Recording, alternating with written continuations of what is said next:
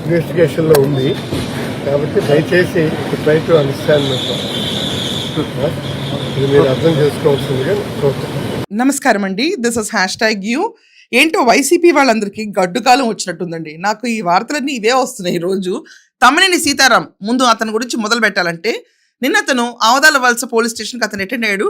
ఇంట్లో శ్రీవాణి, ఆయన భార్య శ్రీవాణి గురించి చెప్పాలంటే నేను ఒక ఇంట్రెస్టింగ్ న్యూస్ చదివానండి. ఆ న్యూస్ మరి ఎంతవరకు ఫ్యాక్టో కాదో నాకు తెలియదు. ఈ తమ్మినేని సీతారాము చంద్రబాబు నాయుడు గారి క్యాబినెట్లో ఉన్నప్పుడు బాబు గారు ఇంటికి పిలుస్తారు మంత్రుల్ని కలవడానికి. సో ఆయన అపాయింటెడ్ టైం కంటే ముందు ఒక అరగంట ముందెళ్ళి తమ్మినేని సీతారాం మిగతా మంత్రులందరూ బయట వెయిట్ చేస్తూ ఉండేవాళ్ళంట. ఆ లాన్లో కూర్చున్నప్పుడు తమ్మినేని సీతారాం భార్య వచ్చి చెప్పు తీసుకుని పటపట కొట్టిందంటే తమ్మినేని సీతారాంని. ఇది ఎంతవరకు ఫ్యాక్టో నాకు తెలియదు. సోషల్ మీడియాలో నడుస్తున్న వార్త నేను చెప్తాను. I'm no way responsible for this. మీలో ఎవరైనా బాబు గారు టెన్యూర్లో ఇలాంటివి జరిగిందని మీరు ఉంటే కమెంట్స్లో ఖచ్చితంగా రాయండి. సో కొట్టిందంట, కొడితే షాక్ అయిపోయాడంటే తమ్మినేని, కానీ ఏం మాట్లాడలేదంట. లోపలికి వెళ్ళి బాబు గారితో చెప్పిందంట ఇతనికి అక్కుంబక్కుములు ఎక్కువైనాయి, అంటే ఫైనాన్షియల్గా కాదు ఇంకో రకంగా. సో ఎక్కువైనాయి, సో అందుకే నేను పీకాను అని చెప్పి. అంత వీరవనిత మన శ్రీవాణి. అది కాకుండా శ్రీవాణి ఎలా బెదిరిస్తుందో ప్రతి ఒక్కళ్ళని. ఏంటారా చిన్న మొక్కేయండి ఇక్కడ. సెపరేట్ మీరు అవ్వలేదు, మరి నాకు 10 సార్లు మాట్లాడడం గట్ట చేత కాదు నాకు. ఈ రోజు ఎట్లా విజయవాడ వెళ్తున్నాను, సీఎంని కలుస్తాను, అవన్నీ ఫోటోలు తీసుకున్నాను. నేనైతే ఇది చేస్తాను, యాక్షన్ కి అయితే వెళ్ళిపోతాను. మీ కన్సర్న్ రాడు, కింద మీరుంటారు, ఏమండి మేదోడు రాడు.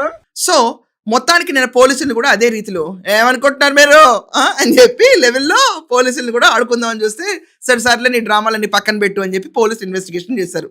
పొద్దున్నే 9 గంటల నుంచి మధ్యాహ్నం 2:30 దాకా మధ్యలో లంచ్ బ్రేక్ కొంచెం ఇచ్చి మళ్ళీ టీ కాఫీ టైం ఇచ్చి వీళ్ళనైతే మొత్తానికి దులిపేశారు.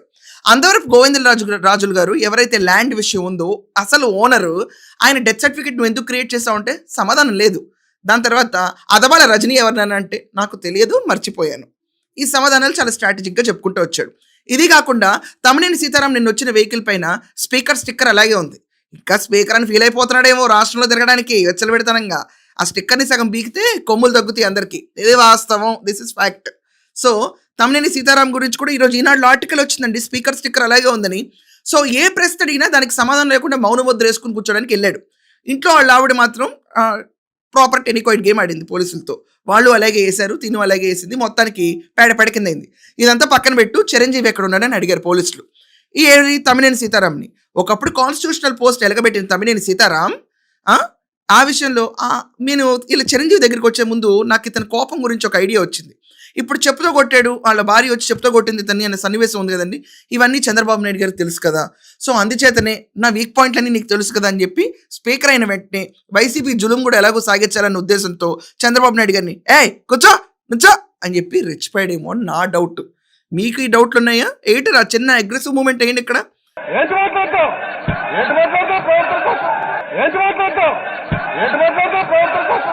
సో ఈ లెవెల్లో రెచ్చిపోతే బాబు గారు తమాయించి కూర్చున్నారా? పాపం కదండి, ఇలా ఉంటుంది పరిస్థితి. సో బాబు గారు ఏమనరు పాపం, కానీ ఏళ్ళకేళ్ళకే లోపల దురద అలా వస్తుంది. సో తమ్మినేని సీతారాం, ఇప్పుడు coming to the main point. నీ కొడుకు ఎక్కడున్నాడు సీతారాం ఒకసారి చెప్పండి. నా కొడుకు ఎక్కడున్నాడో నాకు తెలియదంట. అంటే సీతారాంకి కొడుకు ఎక్కడున్నాడో తెలియదు. సరే నీకు ఇన్ఫర్మేషన్ అంతా తెలియదు కదా, ఇలా కోర్టు కేసుల్లో ఇంత అదబాల రజనీలు వీళ్ళు ఎవరిని గురించి నీకు తెలియదు కదా, వీడియో ఎలా చేసి పెట్టావు నువ్వు అని అంటే, అక్కడక్కడ న్యూస్ ఛానల్స్లో వచ్చిన ఇన్ఫర్మేషన్ చూసి వీడియో చేసి నేను ఎక్కడ పారిపోలేదని ఒక వీడియో రిలీజ్ చేశాడు.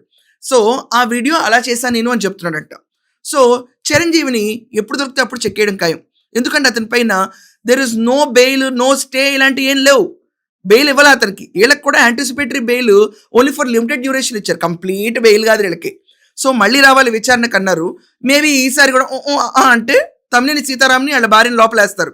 ఎందుకంటే ఈ కేసుతో వాళ్ళు ప్రైమ్ పీపుల్. ఇలాగే చిరంజీవి కోసం గాలింపులు జరుగుతున్నాయి. ఏ రాష్ట్రంలో దాక్కున్న చిరంజీవి అయినా లాక్కొచ్చి అరెస్ట్ చేస్తారు.